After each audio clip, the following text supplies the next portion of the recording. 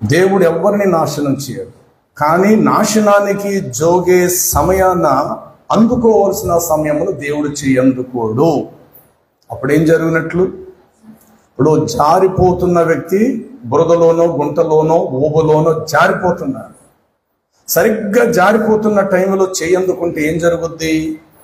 ఆ దిగిపోతున్న వాడు తిరిగి బ్రతుకుతాడు, పైకి లేపబడతాడు. కానీ అతను అలా చూస్తూ వదిలేస్తే, చెప్పాలి, చూస్తూ వదిలేస్తే అతడు అరుపులు అరుస్తూ అరుస్తూ అరుస్తూ అరుస్తూ అరుస్తూ అలాగా అగాధంలోకి దిగిపోతాడు. దేవుడు స్వయంగా బురదలోకి మనల్ని నెట్టడు. దేవుడు స్వయంగా ఒక గొయ్య తీసి ఊబలో మనల్ని దింపడు.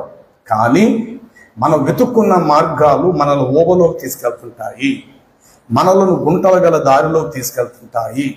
ఆ సమయంలో దేవుడు తగిన ఆలోచన మనకి ఇయ్యడు, తప్పించుకోవడానికి, సహాయం చేయటానికి చెయ్యి కూడా అందించడు, అంతరంగంలో నూతన తలంపులను పుట్టించడు.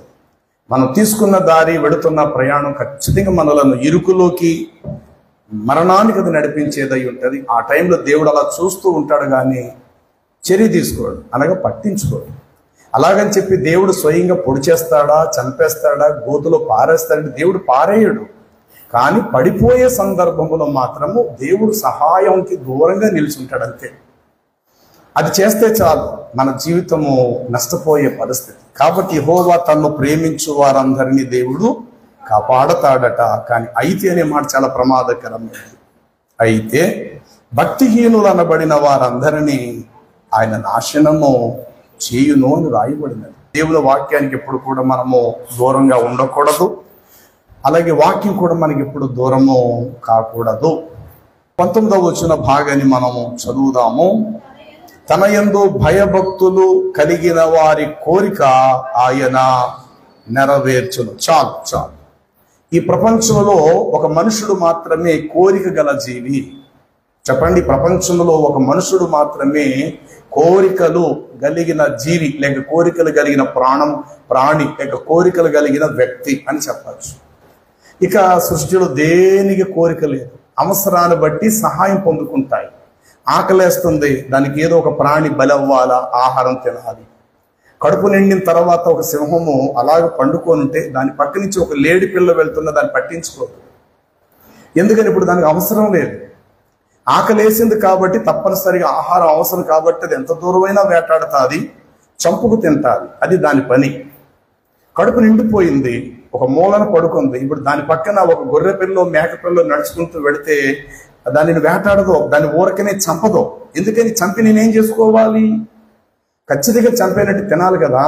ఇప్పుడు ఆల్రెడీ తినేసే ఉన్నాను కదా, కడుపు నిండింది కదా, ఇప్పుడు నేను తినవలసిన అవసరం నాకేంటి? వీలైతే రేపు దొరికితే దాన్ని చంపుకు తిందాం అని చెప్పి అలాగే వదిలేస్తారు. కాబట్టి ప్రతి జీవి కూడా మనిషి తత్వం ఏంటంటే కడుపు నిండిన భవిష్యత్తులు ఇంకా నింపుకోవడానికి ప్రయత్నాలు చేస్తాడు. అందుకే బైబిల్ చూస్తే, నా ప్రాణమా తినుమో త్రాగుమో సుఖించుమో సంవత్సరాలకు తప్ప కోరికలు కలిగిన జీవి సృష్టిలో ఒక్కటి కూడా లేదు. ఆ సమయానికి ఆహారం పొందుకోవటం, విశ్రాంతి పొందటం, అంతే వాడి డ్యూటీ. మనిషి అట్లా కాడు. చాలా దూరాన్ని ఆలోచిస్తాడు, సంవత్సరాల తరబడి ఆలోచిస్తాడు, తన స్థితి ఎప్పుడు ఒకేలాగా ఉండాలని కోరుకుంటాడు. ఇలాగా మనిషి చాలా చాలా చాలా విభిన్నమైనటువంటి కోరికలు గలవాడు. అయితే కోరికలు పుట్టటము, విభిన్నమైన కోరికలు కూడా కలవు. అయితే ఇక్కడ ఏమని రాయబడినది? 19వ వచనములో, తన యందు యెహోవా లోకులు ఇకను భయంకరులు కాకుండానట్లు బాధపరచబడు వారి కోరికను నీవు వినియున్నావు. అంటే ఎవరి కోరికను ఆయన వినియున్నాడు, విన్న వెంటనే ఎవరికి ఆయన కోరికను సఫలం చేస్తాడు. ఇదే టైంలో ఇంకో మాట కూడా చదివేయండి. కీర్తనల గ్రంథం 20వ అధ్యాయము 4వ వచనం కూడా చదివేయండి ఒకసారి. నీ కోరికను సిద్ధింపచేసి నీ ఆలోచన యావత్తు సఫలకృతము చేస్తాను. చాలు చాలు చాలు. 3 విషయాలు ఒకటే. అటు 145వ కీర్తన, అటు 10 సంకీర్తన, అటు 20 సంకీర్తనలో ఉన్న భావాలు, ఉద్దేశాలు ఒకే క్రమంలో మనకు కనబడుతూ ఉన్నాయి. ఏమిటంటే, నీ మీద దృష్టి నిలిపి నీకు ఆలోచన చెప్పి నీ కోరికను నేనేం చేస్తానంటే సఫలం చేస్తాను. ఎవరి కోరికను సహాయం చేస్తాడు అనంటే బాధపరచబడు వారి యొక్క బలత్కారమును బట్టి వారి కోరికను నీవేం చేసేదవు? వినియున్నావు లేక సహాయం చేస్తావు. 145:19 ఏం రాయబడినది అని అంటే అక్కడ తన యందు భయభక్తులు కలిగినటువంటి వారి యొక్క కోరికను మాత్రమే ఆయన నెరవేరు. జాగ్రత్తగా వినండి. కాబట్టి మనుషులు చాలా కోరికలు గలవారు. అలా అని చెప్పి దేవుని యొద్ద మనం కోరే ప్రతి కోరికకు దేవుడు ఆమోదిస్తాడని మీరు అనుకోబాకండి. చేసిన ప్రార్థన వ్యర్థమైపోతుంది, సమయం వృధా అవుతుంది. దేవునికి చిత్తం ఏదో, దేవుని మనస్సును గుర్తించి ఆయన దీనిని మాత్రమే ఇష్టపడతాడని అడిగి అనుకున్నప్పుడే దానినే మీరు కోరండి. అది దేవుని దృష్టికి న్యాయం. మీరు కోరే ముందు ఏది పడితే అది పలకటానికి మీ నోటిని తొందర పెట్టుకోవద్దు. దేవుడు గొప్పోడు కదా, నేను ఏది అడిగితే అది చేసేస్తాడు కదా అని చెప్పి గొంతమ్మ కోరికలు కోరినట్లు అన్య దేవతల యొద్ద వారు కోరికలు కోరతారు. కొన్ని ఉద్దేశాలు ఉదాహరణ చెప్తాను. ఇలా అనుకుంటారు, దేవత లేకపోతే భగవంతుడా రేపు వచ్చే వారం కల్లా వాడు చచ్చిపోవాలి, వాడు చచ్చిపోతే నా తల నీలాలిస్తాను, లేకపోతే నా కుటుంబం అంతా వచ్చి ఒక పెద్ద ఏటపోతనేస్తాను, వాడు ఉండడానికి వీలు లేదు, వాడు సర్వనాశనం అయిపోవాలి. నువ్వేం చేస్తావో? ఎంతైనా నేను మొక్కుబడి చెల్లించుకుంటాను, ఎంత దూరమైన మెట్లు ఎక్కువ వస్తాను, కాబట్టి నువ్వేం చేస్తావంటే వాడు సర్వనాశనం అయిపోతావు, నా 2 కళ్ళతో నేను కళ్ళారా చూడాలి అని చెప్పి తమ విగ్రహముల దగ్గర శబదములు చేసేవారు సమాజంలో కోట్ల కొలున్నారు. కానీ బైబిల్ గ్రంథములో ఉన్న దేవుడు అలాంటి దేవుడు కాదు. ఇది ముందు మనం తెలుసుకోవాలి. ఎదుటివాడు నష్టపోవాలి అని మనం అనుకుంటే కనుక మొదట నష్టపోయేది మనమే. దేవుణ్ణి ఎరిగుండి దేవుడికి ప్రార్థించేవారమై ఉండి దేవుడికి దగ్గరగా ఉండి కూడా ఎదుటివాడు నష్టపోవాలని అని అనుకుంటే కనుక ఆ నష్టపోయేది మన నుండే స్టార్ట్ అవుతాయి. ఇది దేవుని యొక్క తత్వం. అందుకు ఈ దేవుని యొద్ద చాలా జాగ్రత్తగా మనం ఉండాలి. ఈ పరిశుద్ధ దేవుని యొద్ద చాలా జాగ్రత్తగా ఉండాలి. ఎందుకంటే అగ్నితో చెలగాటం ఆడద్దు. ఎందుకంటే అగ్ని కాల్చి బూడు చేసేస్తారు. బైబిల్ చెప్తుంది దేవుడు దహించు అగ్ని ఉన్నాడు. ప్రియుల పదార్థాలను వాడుకోవాలి తప్ప పదార్థాలతో ఆడుకోకూడదు. చెప్పండి, పదార్థాలను ఒక కచ్చీరు ఉంది, నువ్వు వాడుకో. ఒక వాచి ఉన్నది, నువ్వు వాడుకో. ఒక పెన్ ఉన్నది, వాడుకో. ఒక భూమి ఉంది, వాడుకో. నీళ్లున్నాయి, వాడుకో. వెలుతురుంది, వాడుకోవాలి. సృష్టిలో ఉన్న పదార్థాలను వాడుకో తప్ప సృష్టిలో ఉన్న పదార్థాలతో ఆడుకోకూడదు. ఇటీవల కాలంలో చాలా మంది సెల్ఫీ దిగటానికి పారేటువంటి వాగు మధ్యలోకి వెళ్ళి ఫ్యామిలీతో కుటుంబాలతో నిలబడిన సెల్ ఫోన్ తీసుకోవటం, అదే టైంలో ఆ నది ఉగ్ర రూపం దాల్చటం, చుట్టుపక్కల ఉన్న వాళ్ళు తాళ్లు వేయటము, రావటానికి అనుకూలించకపోవటం, ఒక పెద్ద వరద ప్రభావం వచ్చి వారిని కొట్టుకొని నేనంటాను అంత అవసరమా వాళ్ళకి? దీన్ని బట్టి ఏమర్థం అవుతుందంటే దేవుడిచ్చిన పదార్థాన్ని వాళ్ళు ఏం చేస్తున్నారు తెలుసా? ఆడుకుంటున్నారు. చెప్పండి, ఏం చేస్తున్నారట? నీళ్లు నీకు ఉపయోగపడితే వాడుకో, ఇల్లు గుమ్మాలు తడుపుకో, మొక్కలకు నీళ్లు వేసుకో, పదార్థాలు వండి పెట్టుకో, స్నానాలు చేయండి, తప్పు లేదు. కానీ వస్తువుని దేవుడిచ్చిన పదార్థాన్ని వాడుకోవాలేమో తప్ప చెప్పండి వాడితే ఏం చేయొద్దు. పెద్దలంటారు, రే అగ్నితో చెలగాటం ఆడకరా, నీళ్లతో చెలగాటం ఆడకరా, తినేస్తుంది మిమ్మల్ని అని చాలాసార్లు మనం వింటున్నాం. కానీ ఎందుకో తెలియదు మూర్ఖత్వం. పిల్లలతో పాటు అక్కడికి వెళ్ళిపోవటం, ఆ మధ్యలోనే నిలబడి ఫ్యామిలీతో సెల్ఫీ తీసుకోవటము, శంకలో పిల్లలు ఉండటం, అది చూసి చాలా బాధ కలిగింది. 1 by 1 లైన్గా కొట్టుకోవటం అంత అవసరమా వీళ్ళకి? దేవుడిచ్చిన నీటిని జీవితకాలం అంతా వాడుకోండి, కానీ నీళ్లతో మనం ఏం చేయొద్దు, ఆటలాడద్దు. అలాగే సముద్రం దగ్గరికి వెళ్తారు, ఏదో పెద్ద కేరింతలు పడతారు, రకరకాలుగా అడావుడు చేస్తారు, ఆ తర్వాత గొల్లని కేకలేస్తారు. ఏమంటే మా పిల్లడు మునిగిపోయాడు ఏంటంటే ఇక అక్కడ గజేతగాళ్ళు రావటం, వెతకటం, దొరకకపోవటం, నిరాశ గురవటం అంత అవసరం మనకి. కాబట్టి ప్రభువు లోనికి వచ్చిన తర్వాత, ప్రభువు యొద్దకు వచ్చిన తర్వాత ప్రభు యొక్క మనస్సును మనం గుర్తించాలి. ప్రియులారా, నీ కోరికను సిద్ధింప చేస్తాను అని దేవుడు అన్నాడని చెప్పేసి ఏ కోరిక పడితే ఆ కోరికను కోరటానికి మన నోటిని తొందర పెట్టద్దు. ఇది దైవ బిడ్డలుగా నేనైనా మీరైనా గుర్తించాలి. ఎందుకంటే ప్రభువుని ఎరిగాం కాబట్టి ప్రభు యొక్క మనసు మనకు తెలుస్తూ ఉంటుండాలి. ఇది నేను దేవుణ్ణి అడగటం సబబే, ఇది దేవుణ్ణి కోరటం న్యాయమే, ఇది నా దేవుడి దగ్గర నేను పెట్టడం మంచిదే అని అనుకుని ముందు నువ్వు గ్రహించు. అప్పుడు మాత్రమే నోరు తెరిచి మాట్లాడు. అన్న ఒక కోరిక కోరింది. ఏమని?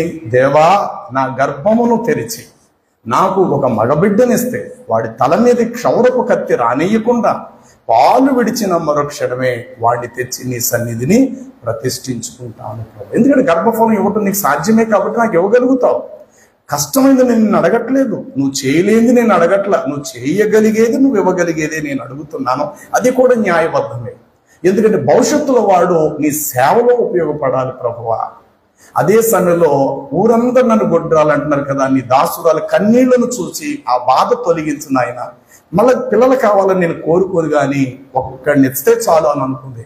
కానీ దేవుడు ఆ తల్లి ప్రార్థన విని అదనంగా 5 బిడ్డలను ఎగస్ట్రా ఇచ్చాడు దేవుడు.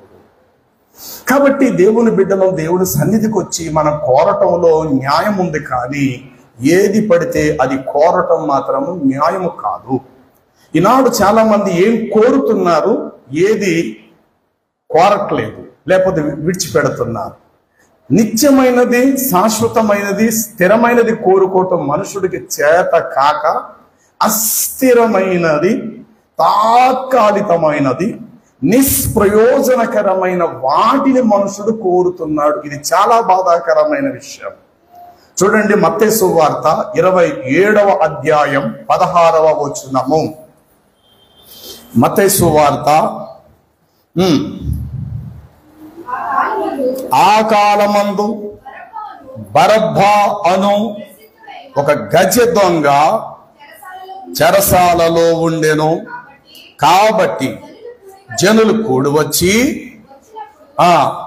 పిలాతు, నేను ఎవరిని విడుదల చేయవలనని మీరు కోరుచున్నారు అని, బరబ్బానా లేక క్రీస్తు అనబడిన యేసునా అని వారిని అడిగెను. ఏలయనగా వారు అసూయ చేత ఆయనను అప్పగించిరని పిలాతు ఎరిగి ఉండెను.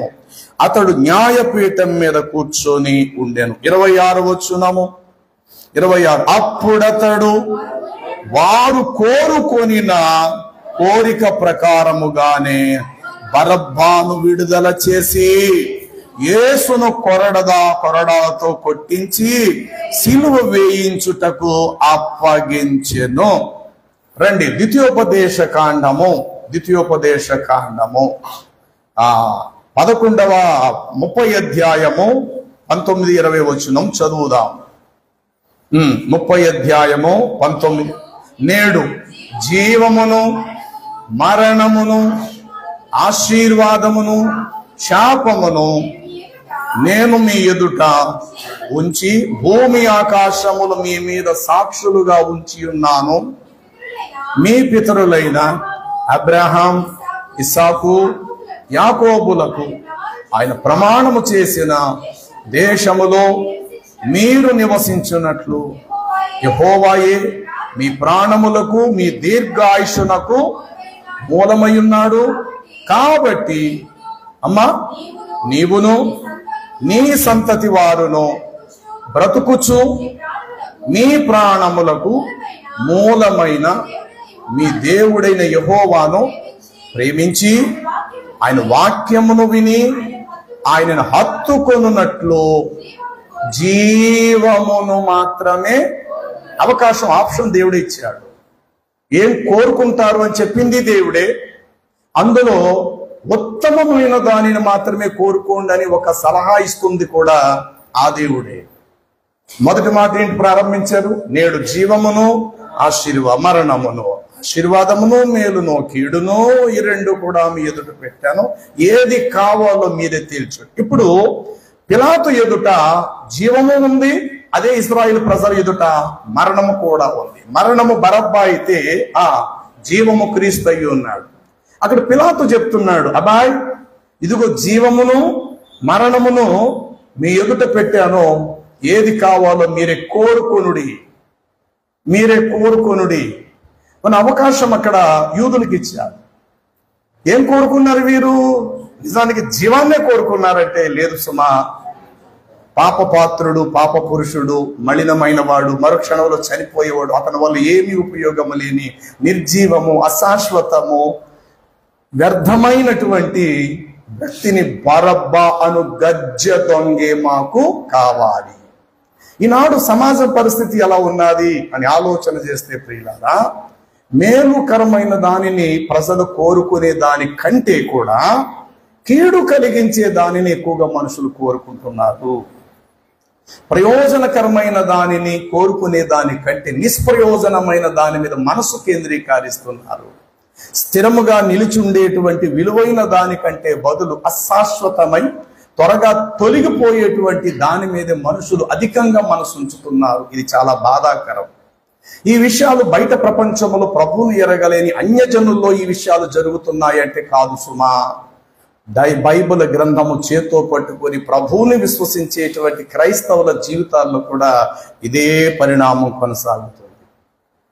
ఏమిటంటే స్థిరమైన దానిని ఎందుకో వారు పట్టుకోలేకపోతున్నారు. శ్రేష్టమైనది, ఉపయోగకరమైనది, స్థిరమైనది, మంచిది, ప్రయోజనకరమైన దానికి చోటు ఇవ్వకుండా రేపు సంగతి ఆలోచిద్దాంలేండి, అయ్యండి మనకి ఇప్పుడు అంత అవసరం ఏంటండి, ఏం పర్వాలేదు, ప్రస్తుతం అయిపోవాలి అన్నట్టుగా తృణమాత్రము, క్షణికము, చిన్నది, లేకపోతే అశాశ్వతమైనది, అంత ప్రయోజనము కాలేని దానిని మనుషులు ఎగబడుతున్నారు, మనుషులు ఆశిస్తున్నారు. ఇలాంటి వాటిని కూడా దేవుడి దగ్గర కోరుకునటానికి చాలా మంది ముందుకు వస్తారు. స్థిరమైన దాన్ని దేవుడి దగ్గర కోరుకుంటారు. దేవా, నీ రక్షణ నేను చూడాలి, నీ సన్నిధిని నేను కనబడాలి, ఎప్పుడు నేను ఆయన చూచేదన్నా, నీ ముఖ దర్శనము నేను చెయ్యాలి, దేవా నీ సన్నిధికి నేను సమీపించాలి, ప్రభు నీకు మొరపెట్టు వారందరికీ నువ్వు సమీపంగా ఉంటావు కాబట్టి మొరపెట్టాలి, ప్రార్థనలో నేను ఎదగాలి, విశ్వాసమందు నేను ఎదగాలి, పరిశుద్ధతలో నేను నిలవాలి, నీకు ఆయాసకరమైన జీవితం నేను జీవించకుండా నన్ను నేను అణుచుకుంటూ తగ్గించుకుంటూ నీ ఇష్టాన్ని నెరవేర్చే వ్యక్తిగా నేను ఉండాలి ప్రభువాని, ఇలాంటి భావముతో దేవుని యొద్దకు వచ్చి ప్రార్థించేవారు చాలా అరుదు. నిన్నేమైనా ప్రార్థన చేయమని అడగాలే కానీ నీ లిస్ట్ అంతా కిరాణా కొట్టుడు దగ్గర సామాన్లు కొనుక్కున్నట్టు లిస్ట్ మనం ఇస్తుంటాము. నేను ఇవ్వటం తప్పని నేను అనను, కానీ నువ్వు చేసే ప్రార్థన తిరిగి నీ వెదలోకే వచ్చేస్తాది. ఎందుకంటే నువ్వు అడిగేటువంటిది న్యాయబద్ధమైనది కాదు. గర్భఫలము దేవుడు ఇవ్వటము బహుమానమే, కానీ దేవునికి ఆ బిడ్డను ప్రతిష్ఠించే వ్యక్తి అయితే గనుక, ఒక స్త్రీ దేవునికి పావళ వంతు పరిచర్య చేస్తే పురుషుడు రూపాయి వంతు పనిచేయగలుగుతాడు.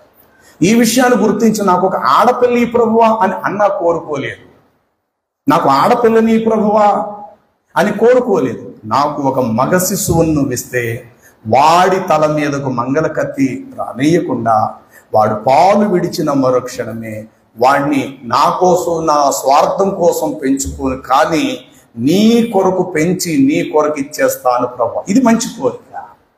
అంటే ఆమె కోరిన కోరికలో తనకు ప్రయోజనం లేదు చెప్పాలంటే. ఎందుకంటే ఆ పిల్లోడు ఆవిడ దగ్గర లేడు, ఎక్కడున్నాడంటే దేవుని ఒడిలో పెంచబడ్డా. రేపు పొద్దున్న ముసలిదానికి ఒంట్లో బాగలేదు, ట్యాబ్లెట్ వేసే నాదుడు లేడు, కానీ దేవుని పరిచర్యలో మాత్రం ఆ పిల్లవాడు అలా ఎదుగుతూనే ఉన్నాడు సమయంలో. అంటే ఆమె కోరినటువంటి కోరిక ప్రయోజనకరమైనది, విలువైనది కోరింది. ఈరోజు మనం అడుగుతాం పిల్లల్ని, తప్పు లేదు, అడగటంలో తప్పు లేదు, కానీ ఎవరి కోసం మనం అడుగుతున్నాం అని ఆలోచన చేస్తే మన కోసం మనం అడుగుతున్నాం. అందుకే ప్రభు కూడా ఈ మాట అన్నాడు, నా కోసం ఏడవకండి, ఆ ఏడ్చేదేదో త్రోవ తప్పిపోయినా మీ కొరకు మీ పిల్లల కోసం మీరు ఏడండి. నిజంగా దేవుని పెంపకంలో పెంచబడ్డప్పుడు వారి కోసం మనం ఏడవలసిన అవసరత లేదు. ఎందుకంటే లాభ నష్టమైనా కష్ట సుఖమైనా ఆ దేవుడే చూసుకుంటాడు.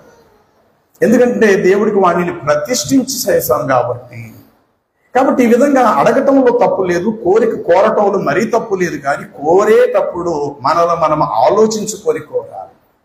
ఇక్కడ యేసుక్రీస్తు ప్రభు 2 గజదొంగ అనబడినటువంటి బరబ్బా ఇద్దరు కూడా నిలబడ్డారు, జీవము మరణం. ఈ ఇద్దరిని నిలబెట్టి పిలాతు అడుగుతున్నారు, వీరిద్దరిలో మీకు ఎవరు కావాలి, ఎవరిని విడుదల చేయాలని మీరు అనుకుంటున్నారు అని అంటే, ప్రజలందరూ ఏం కోరారంటే జీవాన్ని వారు కోరలేదు, ఏం కోరారంటే మరణాన్ని కోరుకున్నారు, ఒక గజ్జి దొంగను కోరుకున్నారు, ఒక మూర్ఖుడైనటువంటి అవిధేయుడైనటువంటి వ్యక్తిని కోరుకొని విలువైనటువంటి జీవాధిపతిని పక్కన పెట్టారు. కానీ వారు అలా అనటంలో కూడా లేఖనాలు నెరవేర్పు కలిగాయి, అది వేరే విషయం. అనగా ఆయన ఖచ్చితంగా మరణించాలి, ఇది వాస్తవం. ఆయన వచ్చింది, ఆయన పుట్టిందే మరణించడం కొరకు, ఖచ్చితంగా సిలువలో మరణించాలి. నిజంగా ఆ క్షణములో వారు ఆయనను తప్పించే ప్రయత్నం జరిగితే గనుక లోక కళ్యాణార్థమై విమోచనము జరగదు. కొరింథీ పత్రిక 2వ అధ్యాయము 7 వచనం, మొదట కొరింథీ పత్రిక చదివితే, ఈ జ్ఞానము మరుగయుండెను, జగత్ ఉత్పత్తికి ముందుగా దేవుడు దీనిని మన మహిమ నిమిత్తము దీని సిలువ వేయకయుందురు. ఎంత మంచి మాట! ఈ జ్ఞానము మరుగయుండెను, జగత్ ఉత్పత్తికి ముందుగా దేవుడు దీనిని మన మహిమ నిమిత్తము నిర్మించెను. అయితే ఈ జ్ఞానము యూదుల మాట వింటే యేసు ప్రభువుకు సిలువ దక్కేది కాదు. ఆయన సిలువ సింహాసనం ఎక్కేవాడు కాదు, మరణించేవాడు కాదు. మరణించాలి, కానీ ఈ మాట నేను లోకపరంగా చెప్తున్నాను. ఇక్కడ ఏంటంటే ప్రజలు ఈనాడు ఎలా ఉన్నారంటే, అరే బాబు నీకేం కావాలి, మంచు కావాలా చెడు కావాలంటే చెడే కాదు. అరే పాలు మంచినీళ్ళు తాగుతావా మద్యం తాగుతావా అని రెండు ఎదురుంటా పెడతా, మంచినీళ్ళు తాగి కలిసిపోయి సార్, మంచినీళ్ళు ఎవడో కావాలి సార్, మాకు మద్యమే కావాలి సార్ అంటే ఈ విధంగా మద్యమునకు బానిసలు అయిపోయేవారు చాలా. మంచినీళ్ళు అవసరం లేదనుకుంటున్నారు. మద్యం కడుపుకే తాగుతావేమో, కానీ మంచినీళ్ళు నీ దేహాన్ని కూడా శుభ్రం చేస్తాయి, నువ్వు తొడుక్కునే బట్టలను శుభ్రం చేసి పెడతాయి.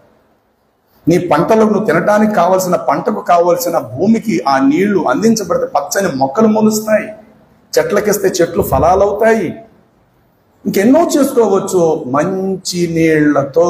కానీ మద్యంతో ఏం చేసుకుంటావు?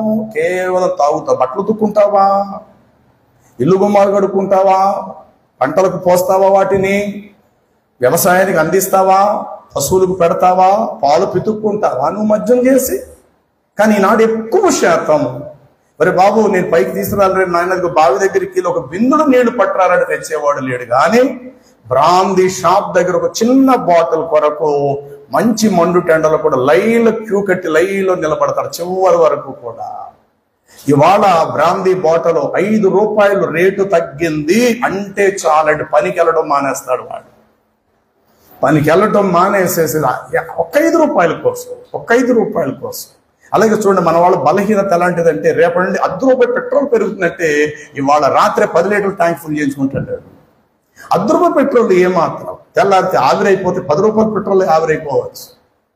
అంటే అంత ఫుల్ ట్యాంక్ నువ్వు చేయించుకుంటే ఆ 10 రూపాయలు తగ్గిందంటే రేపు పెరిగిపోతుంది 10 రూపాయలు అని చెప్పి లైన్గా పెట్రోల్ పంప్కి చివరి నుండి ఆ చివరి వరకు క్యూగడేస్తారు. లైన్గా నిలబడి ఫుల్ ట్యాంక్ చేయించుకుంటాం. ఆఫ్టర్లో ఒక 20 లీటర్లు కొట్టించాం అనుకుందాం, 20 రూపాయలు 10 రూపాయలు. 20 లీటర్లు వాడటానికి నీకు ఎన్ని నెలలు పడతాది? ఈలోగా లోపల పెట్రోల్ అటు ఇటు కదిలి ఎండలో పెడతావు, బండి స్టాండ్ వేస్తావు, ఎంత ఎవాపరేట్ ఆవిరైపోతుంది.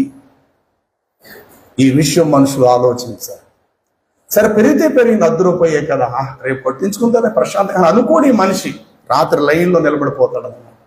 అలాగే రేపటి నుంచి 5 రూపాయలు పెరిగిపోతుందట, బాండ్లకు 5 రూపాయలు తగ్గిందట ఇవాళ నుంచి అంటే లైన్గా క్యూ వేడతారు మద్యం కొరకు.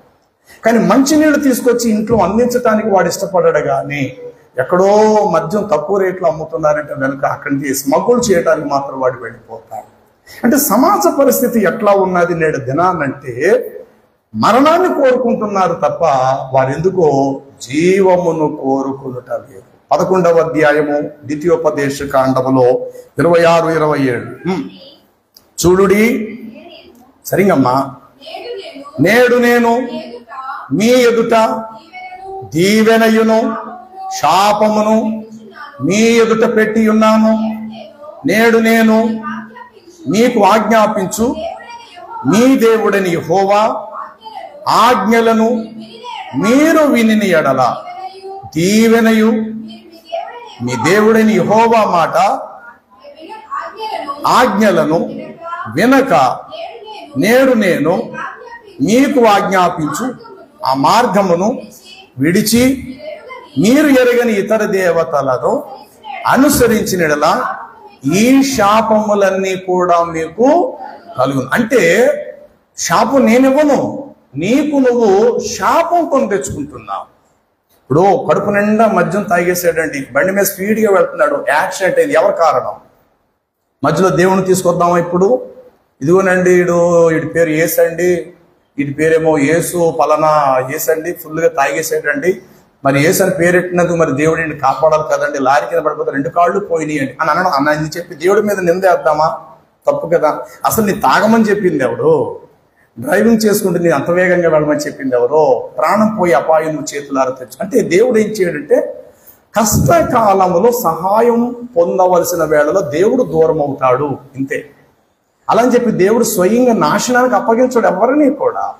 నష్టపోతున్న సమయంలో దేవుడు ఉలుకు పలుకు లేకుండా మౌనం దాలుస్తాడు. ఎందుకంటే నువ్వు ఆయన ఆజ్ఞలు తిరస్కరించావు, నీవు ఆయన విధులను గైకొనలేదు. కాబట్టి తెలియకుండా హఠాత్తుగా దుర్మరణం నీ మీదకి వచ్చేస్తే ప్రమాదం జరిగిపోతుంది. అంతే.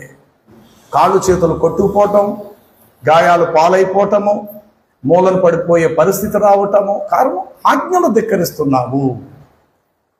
దేవుడి దగ్గర కోరుతున్నావు. ఏం కోరుతున్నావు అంటే నీ స్వలాభాన్ని నువ్వు కోరుతున్నావు తప్ప దేవుని మనసు అడిగి దేవునికి ఇష్టమైనది కోరట ఈ రోజు వరకు ఇన్ని సంవత్సరాలు నీకు చేత కాలేదు. చేతిలో బైబిల్ ఉంటుంది, ప్రార్థనలు చేస్తుంటుంటామో, సంఘానికి వస్తుంటామో, కానీ దేవుని ఉనికిని ఎందుకు నువ్వు గుర్తించు. ఇది తప్పు కదా, దీన్ని నేను అడగటం న్యాయం కాదు, అలాగే నేను జీవించే జీవన విధానం ఇది సరైనది కాదు, నేను తీసుకున్న తీర్మానం ఇది దేవుని దృష్టికి న్యాయబద్ధం కానీ ఆ మాత్రం కొంచెం స్పర్శ లేకుండా నువ్వు గ్రహించకుండా జీవిస్తుంటే మనకును రోడ్డు మీద బురదలో దొర్లాడే పందికి ఎంత ఆడున్నదో ఆలోచన చెయ్యండి.